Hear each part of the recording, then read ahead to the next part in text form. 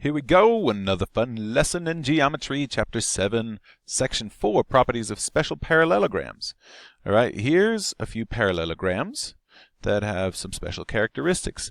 This first one, all four sides are congruent. So a parallelogram where all four sides are congruent is called a rhombus.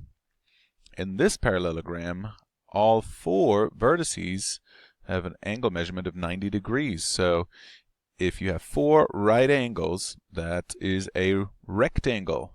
And then if it's both four right angles and four congruent sides, that is a square. All right, so here we have a few corollaries. The rhombus corollary, a quadrilateral is a rhombus if and only if it has four congruent sides. Rectangle, if and only if it has four right angles. And the square, if and only if it is a rhombus and a rectangle. If it's both of those together, it makes it a square. All right, here's a nice little Venn diagram showing us all the different parallelograms where opposite sides are parallel. So a rhombus is a parallelogram, a special type of rhombus, four congruent sides. A rectangle is a parallelogram, four right angles, and a square is both a rhombus and a rectangle, and it is also a parallelogram. So more specifically, a square, because it has four right angles and four congruent sides. Using those properties of special quadrilaterals, we want to figure out whether this is always or sometimes true. Okay, if we have a rhombus, QRST, we're going to draw a diagram. All right, so let's make a rhombus approximately like this, and label that QRST. So Q, R, S, T. Q, angle Q, is that congruent to angle S? Yes, and that is always. And then we want to know, is Q congruent to angle R? Sometimes, and that's only if it is a square or it is a rectangle. Only if it is a rectangle, and which makes it a square. If a rhombus is a rectangle, then it is a square. Okay, classify this.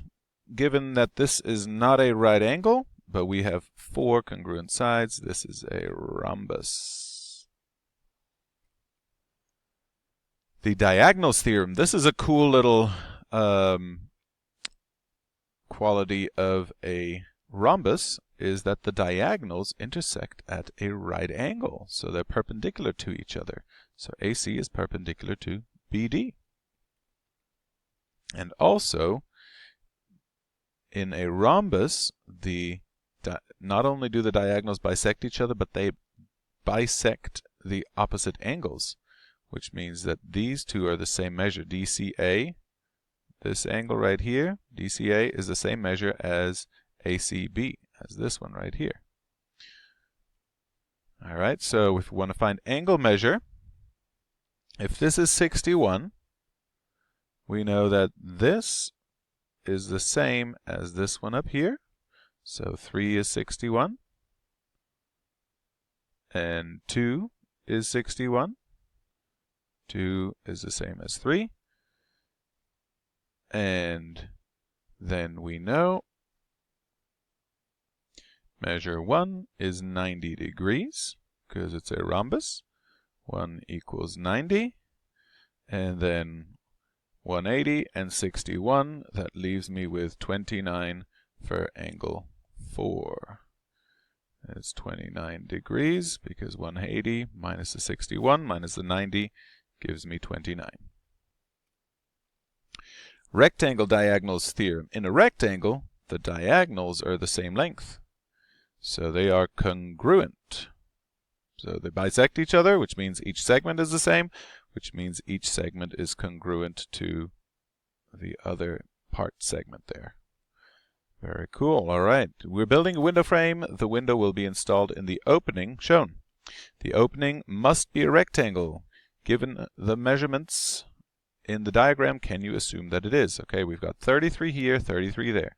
44 here, 44 there. So this is congruent to this, and this side is congruent to that side. Therefore, we know that it is a parallelogram, but we cannot conclusively say that it is a rectangle because it doesn't tell us whether these angles right here are right angles. So no, because we don't know the angles are right. We don't know that the angles are right angles here. You measure the diagonals of the opening, and the diagonals are 54.8 inches and 55.3. What can you conclude about the shape of the opening? It is not a rectangle. It is not a rectangle, because in a rectangle the diagonals are equal, because diagonals are not congruent.